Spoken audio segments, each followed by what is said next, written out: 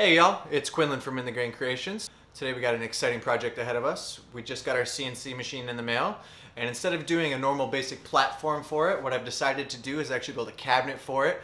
That's going to do a few things for us. What it's going to do most importantly is help box in some of that noise. Also add a little bit of storage underneath, keep things organized, super important. And also it's going to add a little cabinet down in the bottom, that way we can protect our computer and electrical components. Let's get to it. All right, as with any project, we're going to start out with a lot of cutting, followed by a lot of pocket holes, and then we'll get to assembling.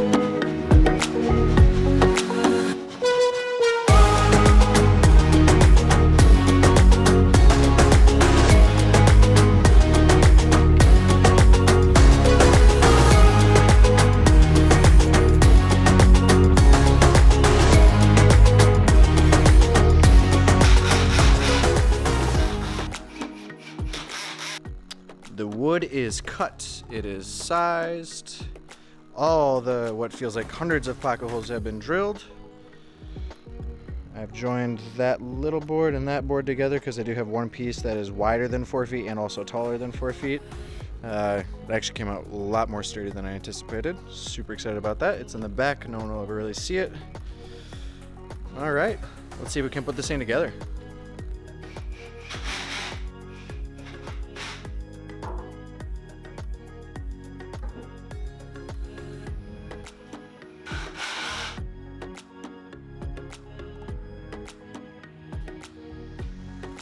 Now what?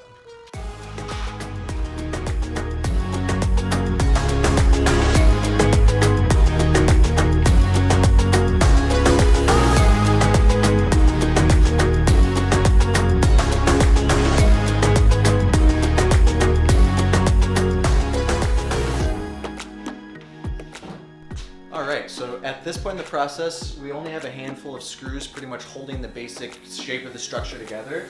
And what I'm going to do next is I'm going to take my middle platform and I'm going to put it in there. I'm going to use that as a reference as I build up to it, hopefully holding everything together and keeping it a little bit more square.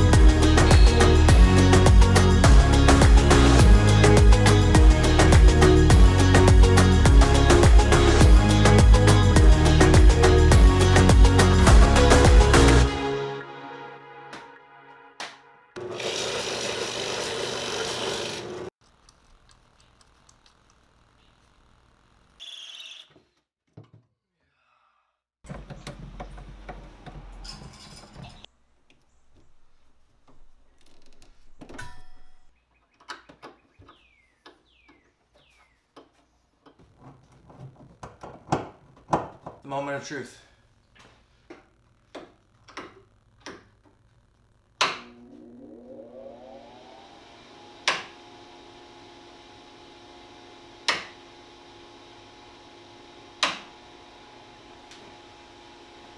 Sweet. Yesterday we went ahead and we ran all of our electrical. So we have a good amount of outlets underneath, connected to some toggle switches that'll make turning on and off things simple and safe, just in case there's any emergencies. Also, I pushed it into the corner and leveled it out for the most part. The CNC itself has some leveling feet on it, so we'll be able to dial it in exactly from there.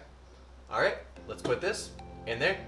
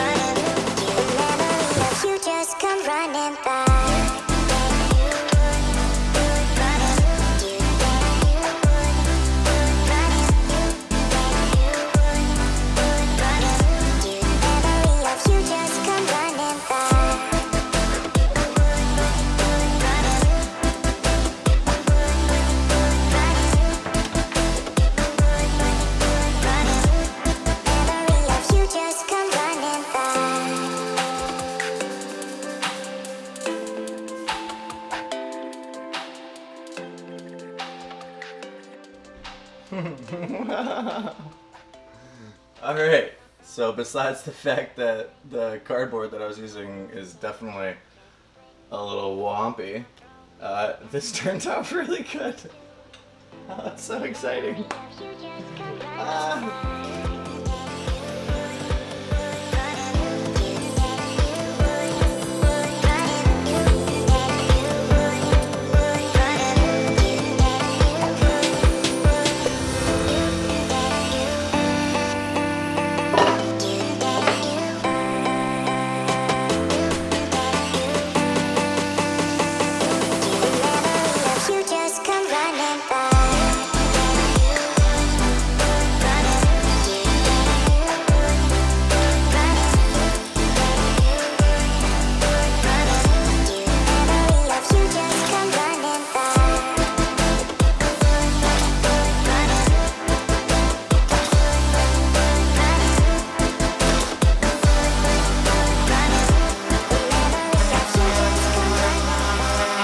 Okay, so there's pretty much this idea that I tend to live by. If something's worth doing, it's worth doing right. I've watched a lot of people online, and a lot of people have a tendency of making temporary jigs or tables or blah, blah, blah, blah, blah, because it's going to serve you for 2 months, and you look back and it's been 3.5 years since you made it. So, as I've been making things lately, I've been putting a little bit more time into actually finishing them and making sure that they're a little bit more professional looking, because I know that I'm never going to really go back to them because I'm going to be so focused on my current projects. So, that being said, I had some free time yesterday, so I actually painted the interior of the CNC cabinet, and then where all my electronics are going to be held, the computer, the driver for the motor when I get that. We went ahead and we stained everything a nice espresso color, put polyurethane on it, put polyurethane in our cabinets, along our back cabinet as well. Polyurethaned our drawers, ended up painting our cabinet doors and drawers black, and we're gonna do our drawer faces black with a little bit of a hydro dip accent on it, because why the hell not? What else are we doing today? We're probably gonna also install our plexiglass, and I did pick up some foam that I want to put along the interior walls of our CNC cubby. That way it helps with a little bit of the sound. So cool, let's get to it.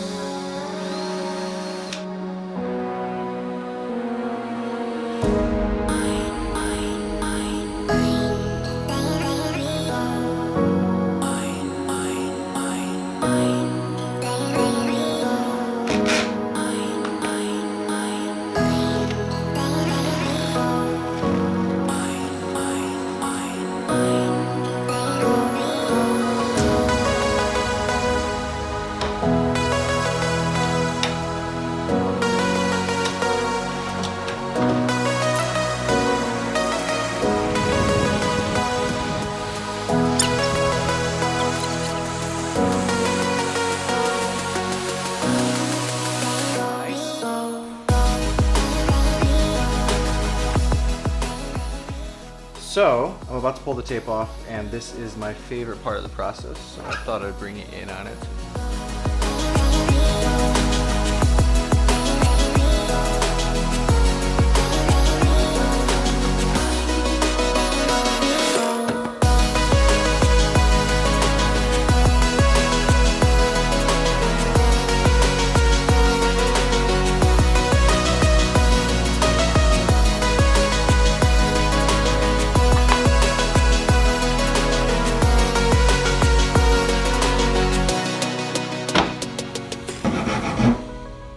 Well, this kind of sucks.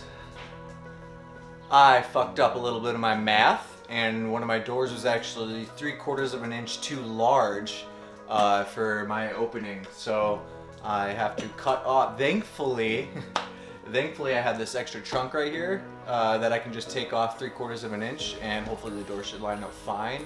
But I just wanted to stop for a minute and talk about the fact that nothing's ever perfect. There's always something wrong. There's always minor things or major things that come up along the way. And I feel like a lot of people get like bogged down by this, or they feel rejected, or they feel like they're not good enough because how could they make a mistake? And that might actually hinder your next project. But one, for me, I view these things as a creative problem, a puzzle. You know, it's a puzzle and now I have to solve it. This was actually a pretty easy one. But I can just look back to so many of my projects where something has come up halfway through, and now I have to think more creatively. And now I have to think more creatively to try to come up with a problem that's gonna, or a solution, sorry, that's gonna actually fix it. So shit happens, guys. Like, embrace that. Embrace the fact that shit happens. You know, like, it's gonna make you a stronger person. And then at the end of the day, like, I'm probably not going to make a mistake like this for some time. So honestly, this project's for me. So if anything, like, this is the project for this to happen to. This is to sit in the corner of my shop. This isn't for a customer or a client. This isn't for a client, you know? So yeah, let's fuck some shit up. Let's make some mistakes and let's learn by it. Let's live by it. That's part of being human. Cool.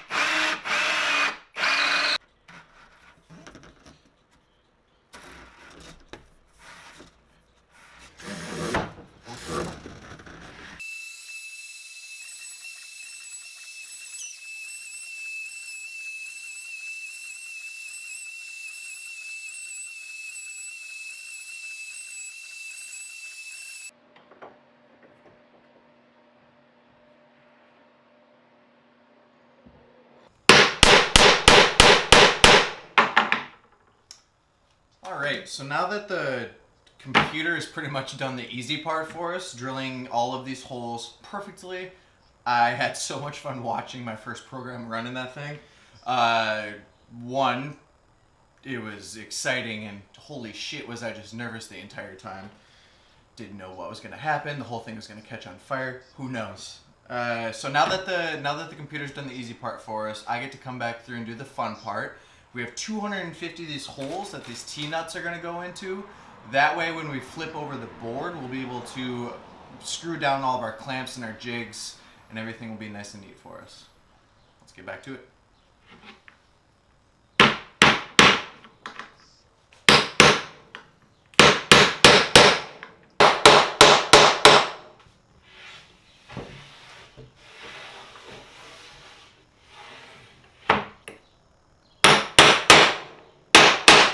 We got our wasteboard installed. Can't really use it for anything quite yet because we don't have any clamps or anything that connect to it. So now we're making some clamps.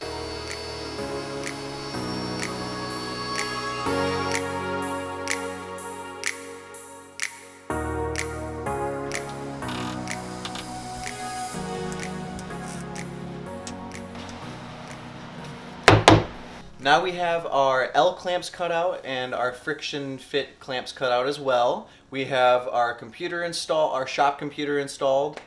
A few things happened during this process. One, we had our bit slip and actually carve a deep groove of the outline of one of our clamps in our wasteboard. So our pretty wasteboard isn't so pretty anymore, which I already have to get used to, but just sooner than I would have liked. Another thing that I learned is that my Z-axis is an upgraded model of the one that comes stock. This Z-axis doesn't actually travel down as far as it should. So in my program, I was actually trying to cut all the way through, and this is as far as it goes.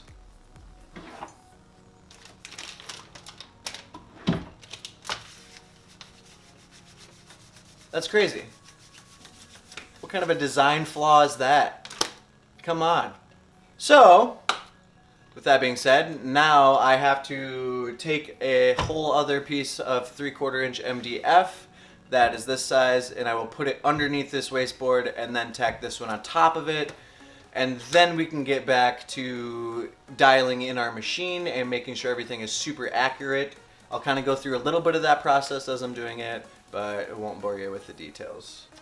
Once that is done, however, we will start to design our first project, which is super exciting, and we'll get that cut, and then we'll be done. So I went through with the dial indicator, and I made sure that all the corners were roughly the same height. There seems to be a little bit of a sag in the middle, but now what we're doing is we just cut a piece that connects two bits together. So we have a bit pinched here and here, and I have my bit pretty much touching the bed, but when I push it over to the other side, you can see there's a pretty good gap underneath of it, and it's pretty much touching right there. So my machine is leaning forwards, so I need to bend it back.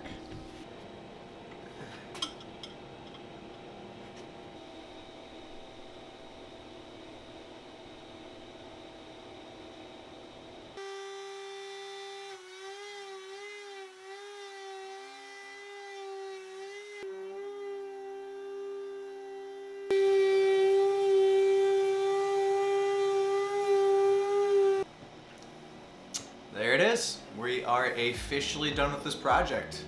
We made sure our bed is flat, we got our spindle square, we ran our first project. I don't know if you saw that video, but if you didn't, make sure to give it a look.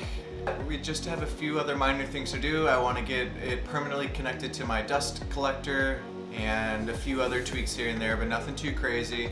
Other than that, I just want to take a minute to thank the two sources of information that I used the most during this process. You could actually say that they technically sponsored this video, since without them it would have been a completely different project.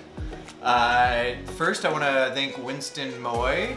He does a lot of the videos for Carbide 3D, actually. That's the makers of the Shapeoko. The amount of time and energy that he's spent with these products and his intimacy with all the little nooks and crannies within them is definitely shown on his videos. He takes the time and definitely brings to light a few of the things that you wouldn't think about, especially when you're first getting into the CNC world. So thank you again, Winston. Also, I want to thank Ben Myers from Myers Woodshop. If you're just getting into the CNC world, he's going to be an incredibly valuable resource for you. He's taken the time and shown a lot of side-by-sides between the entry-level CNCs. And what I like most about him is he's continuously evolving, and just because he has one thing doesn't mean he's going to stick with it forever. I actually just stumbled across his videos, and he had the Shapeoko, but now he has a completely different CNC machine as well. So for a good reason, which I didn't know about when I bought my CNC machine. So, but I did actually look at one of his earlier videos where he was talking about the Shapeoko versus the X card, And that video in particular was the reason that I actually purchased the Shapeoko, because he showed how much more rigid and more durable it is. And it's the same price. So honestly, my point of view is to get the Shapeoko over the X-Carve. But he has the Onefinity now, and I haven't put much research into it because I don't want to go down that road yet. But if you're just getting into this world, I would use him as a resource because he will help you every step along the way. I had a problem with the G-code, and he talked to me via direct message and helped me out with that as well. So thanks again, Matt Myers from Myers Woodshop. And I just want to thank you guys. Thanks for sticking around to the end of the video. Be sure to like, share, subscribe. That way you get notified for future videos. And we'll see you next time.